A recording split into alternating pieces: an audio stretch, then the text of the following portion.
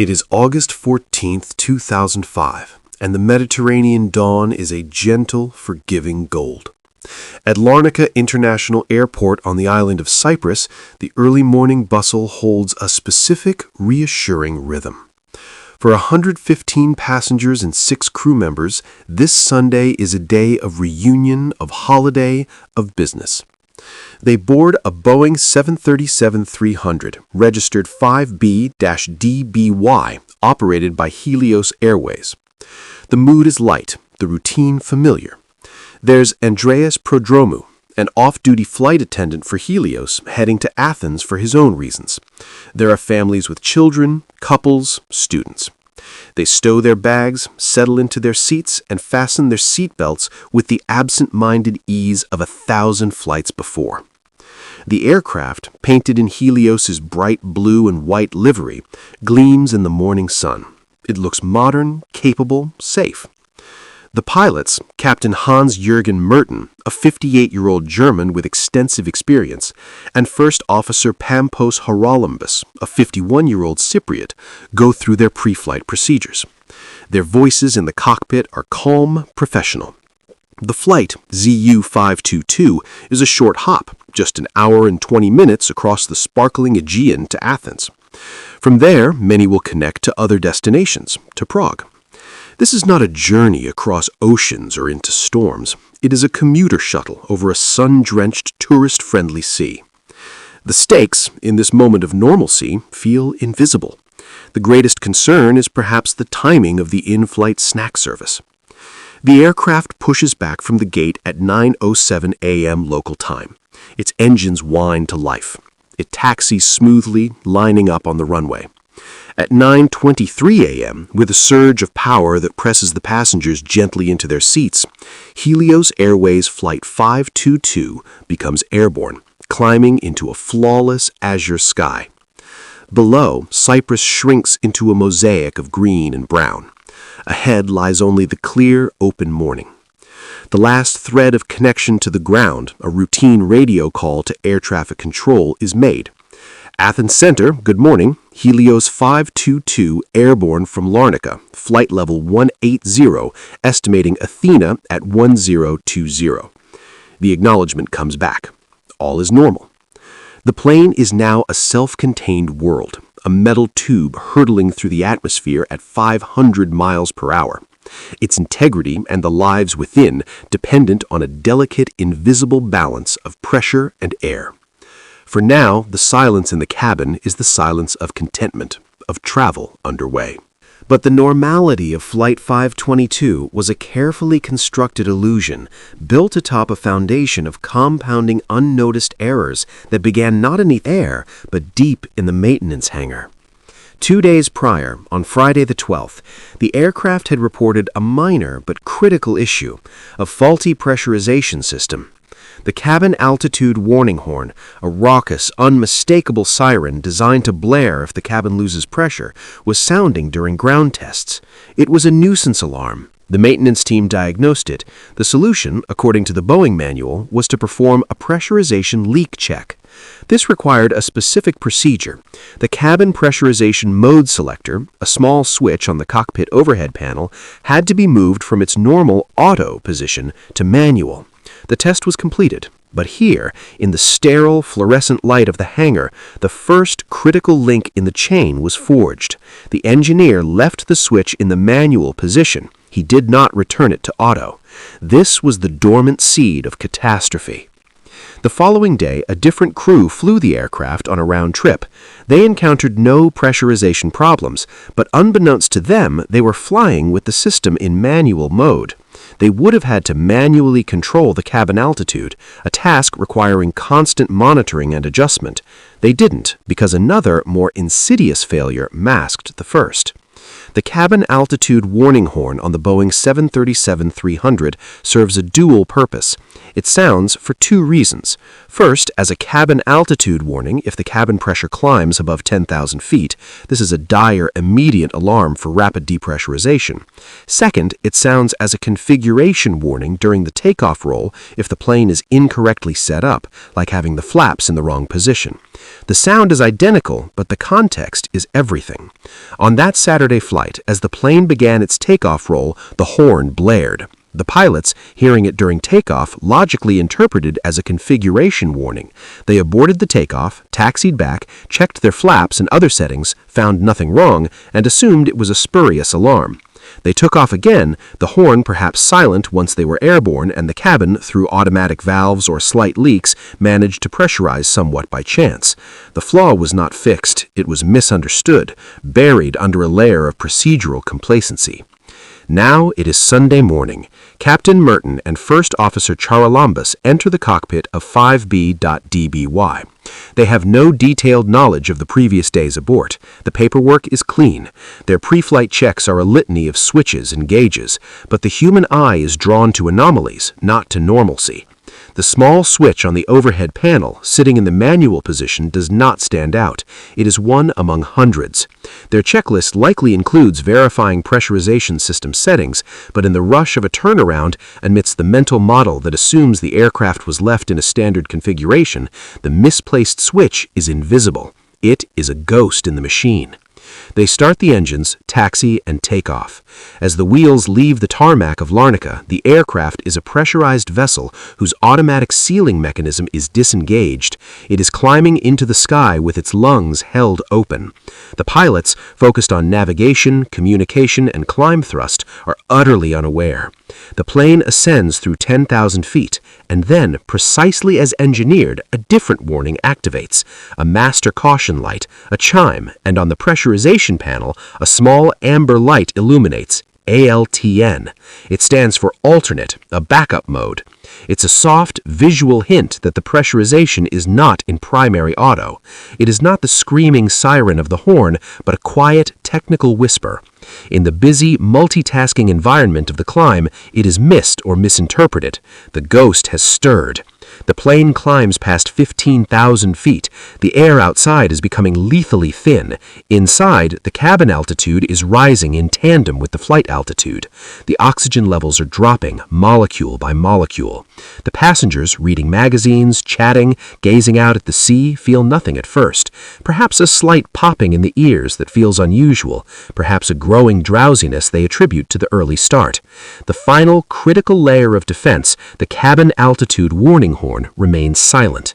Why? Because that same misset switch that put the pressurization in manual also, on this particular Boeing model, disables the cabin altitude warning horn in flight.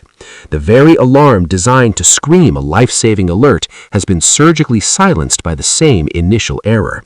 The aircraft, now passing through 18,000 feet, is a silent, ascending coffin. The flaw is complete, locked in, and hurtling towards its inevitable conclusion. The crisis does not announce itself with a bang, but with a creeping, physiological theft. As Flight 522 climbs through 18,000 feet, the effective oxygen level in the cabin is now equivalent to that on a high mountain peak. Hypoxia, oxygen starvation, begins its insidious work. Its symptoms are treacherously subtle and euphoric. Judgment clouds first. A sense of lightheadedness, of well-being. Tasks become confusing. For the pilots, the ALTN light and master caution are now likely sources of confusion, not clarity. Their thought processes are slowing, turning syrupy. They are becoming drunk on thin air. Around 10,000 feet cabin altitude, the emergency oxygen masks in the passenger cabin should automatically drop. This system is designed to give passengers roughly 12 minutes of supplemental oxygen to survive a decompression, while the pilots make a rapid emergency descent to thicker air.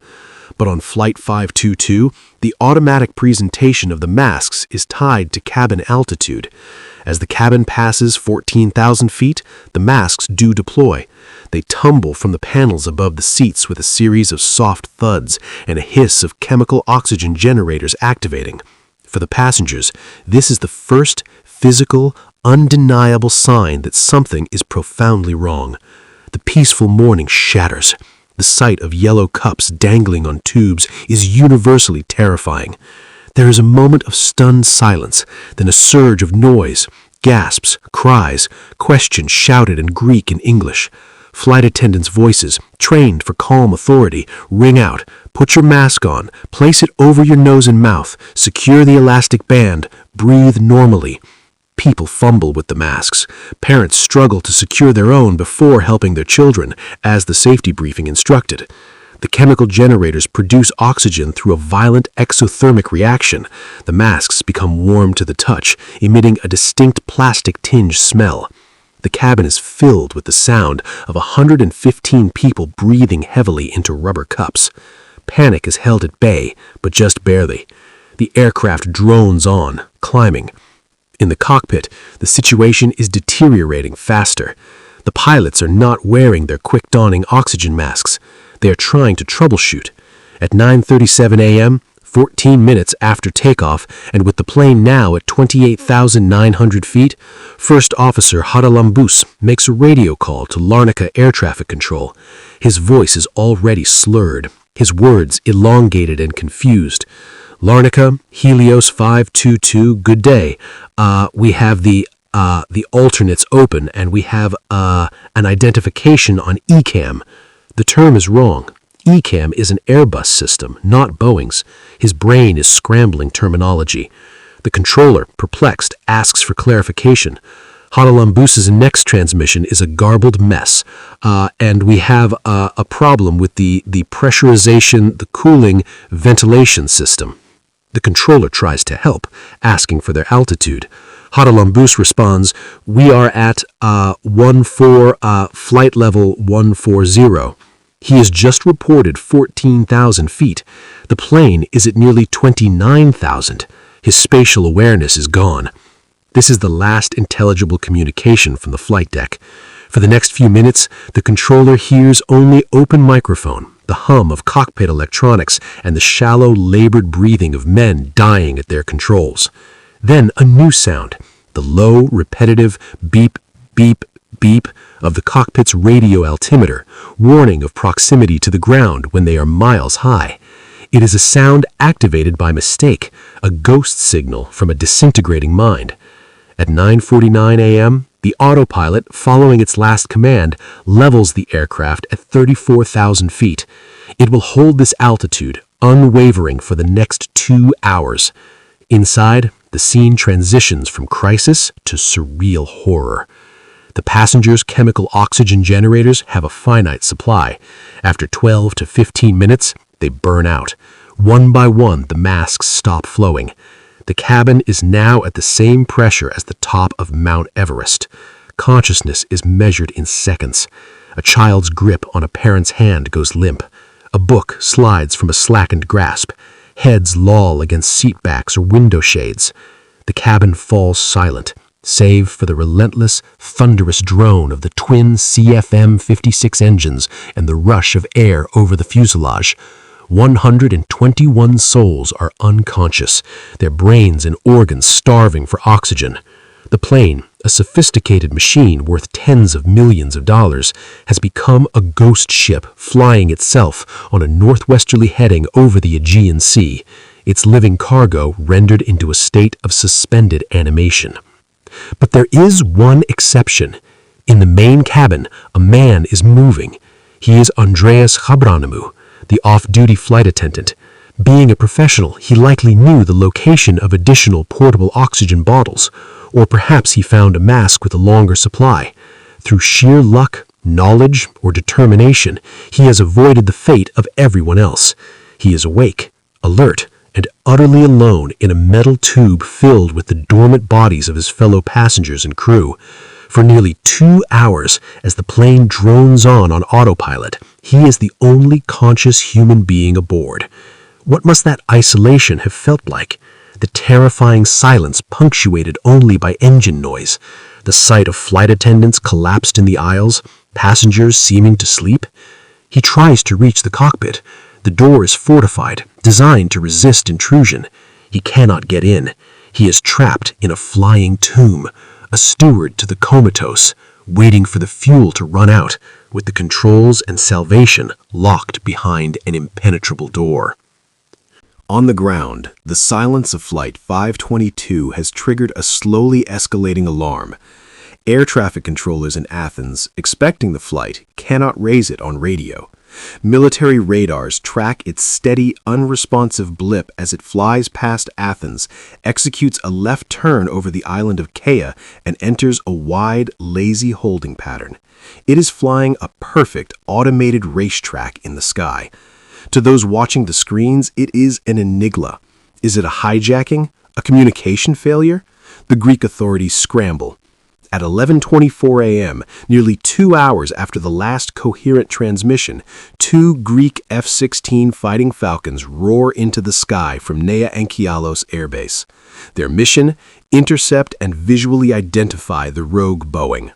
The F-16 pilots climb rapidly, their afterburners carving white scars across the blue. They are vectored toward the holding pattern. As they close in, the lead pilot gets his first visual. It is a standard commercial 737 cruising placidly. He forms up on its left wing, so close he can see details through the cockpit windows. What he sees freezes the blood in his veins. The captain's seat is empty. The first officer's seat is tilted back, the occupant motionless, head slumped to the side. The cockpit appears abandoned. He radios his report, his voice tight with disbelief. I see the co-pilot slumped over. The captain's seat is empty. I see 2 unconscious individuals. I don't see any other movement in the cockpit. The term is born in that moment. Ghost plane. But then, movement. At 11:49 a.m., as the F-16 pilot watches, a figure appears in the cockpit. It is Andreas Prodromou. He has finally, somehow, managed to enter the flight deck. Perhaps he used a code. Perhaps the door was never fully secured from the inside by the hypoxic pilots. He moves into the captain's seat. He is not a pilot. He is a flight attendant. His fight to survive now enters its most desperate, heroic, and tragic phase. He is in control of a complex jetliner with no idea how to fly it, but with the primal instinct to save it. The F-16 pilot watches, mesmerized and horrified. He sees Prodromou put on a pilot's headset. He sees him looking at the controls, touching the yoke. For 30 minutes, Prodromou fights to understand the machine. He is trying to communicate. The F-16 pilot sees him attempting to use the radio. He tries to make hand signals, banking his fighter dramatically, pointing downward toward the sea, trying to convey, descend, land. It is a futile pantomime across a chasm of glass, aluminum, and expertise. On the ground, the Greek military is considering its grim options. Could this plane, a fuel-laden missile, be heading for Athens? The unthinkable is discussed. The F-16s are armed. They are given rules of engagement. The clock is ticking down to a potential shoot-down order. Inside the 737, Prodromou's struggle is monumental. He is likely suffering from the effects of prolonged mild hypoxia himself.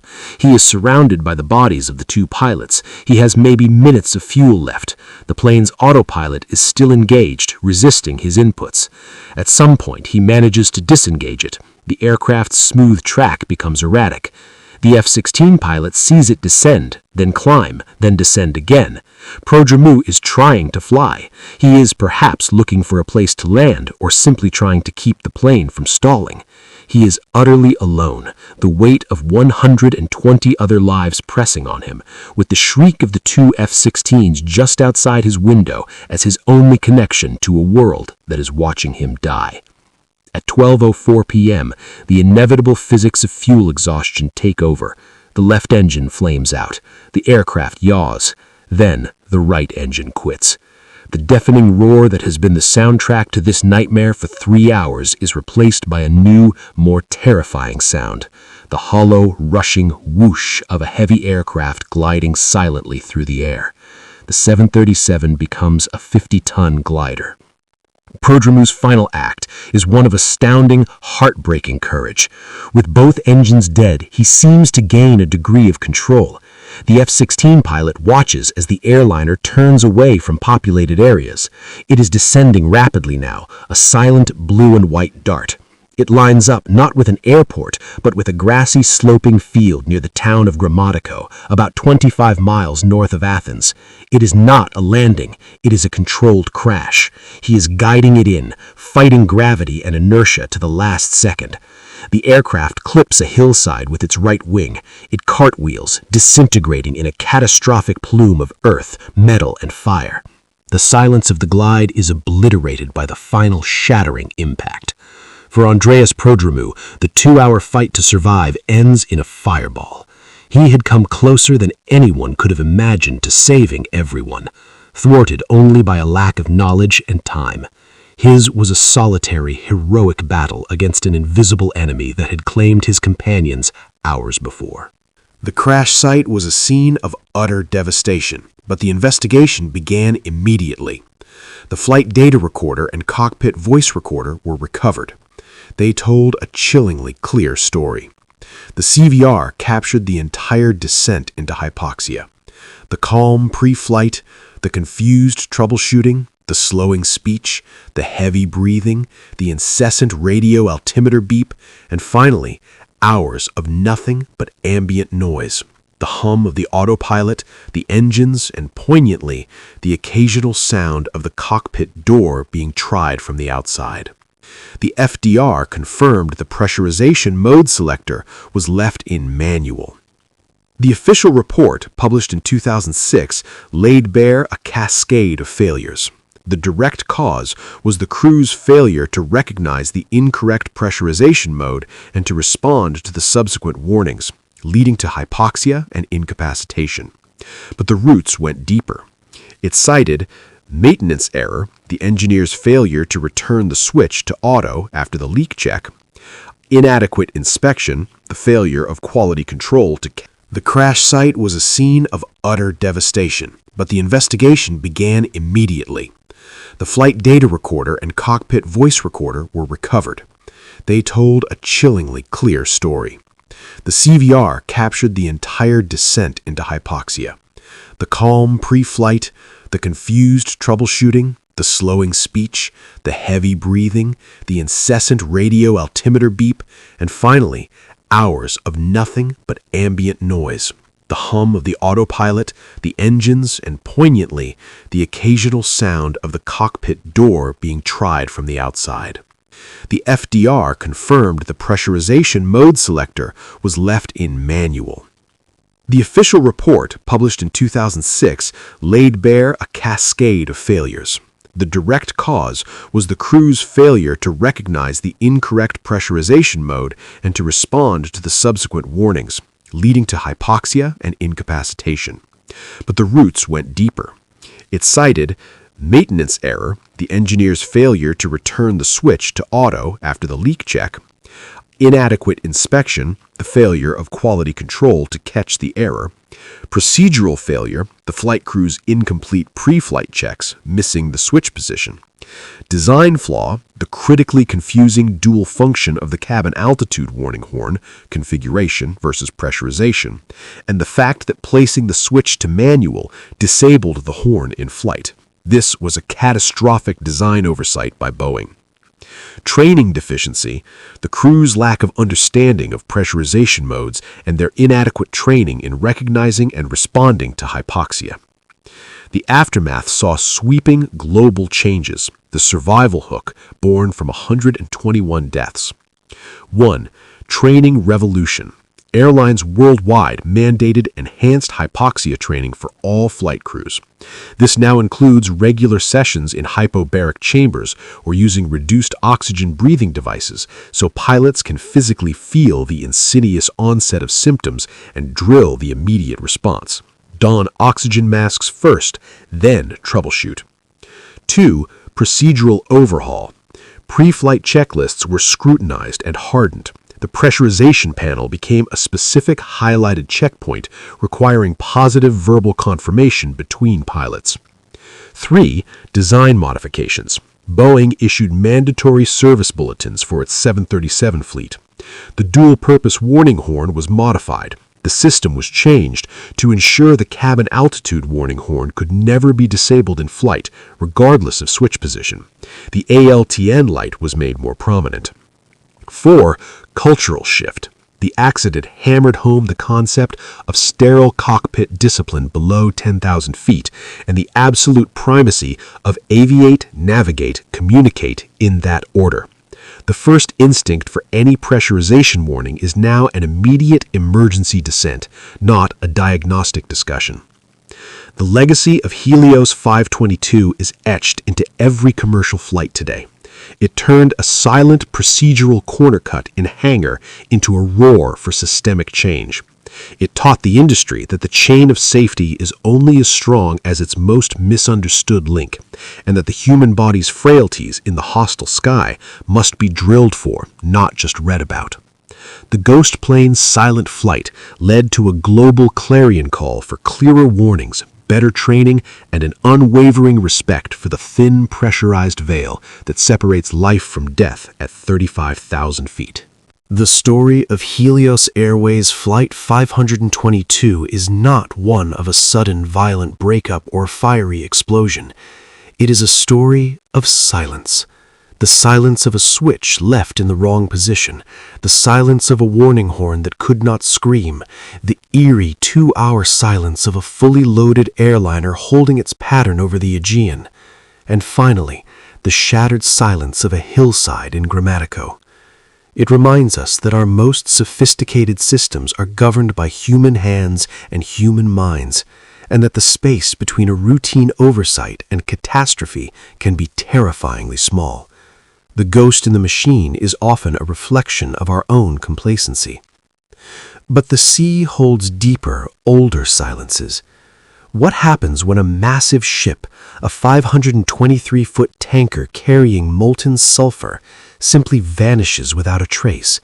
No mayday, no wreckage for weeks, just a last routine message, and then nothing. This is the mystery of the ghost ship of the Pacific, the SS Marine Sulphur Queen. In our next investigation, we will dive into the chilling 1963 disappearance that baffled the Coast Guard, explore the forensic nightmare of analyzing twisted, fragmented hull pieces, and examine the captain's final ignored warnings about the structural soundness of his own vessel. A tale of corporate pressure, a converted tanker's fatal flaws, and the relentless, hungry expanse of the Bermuda Triangle.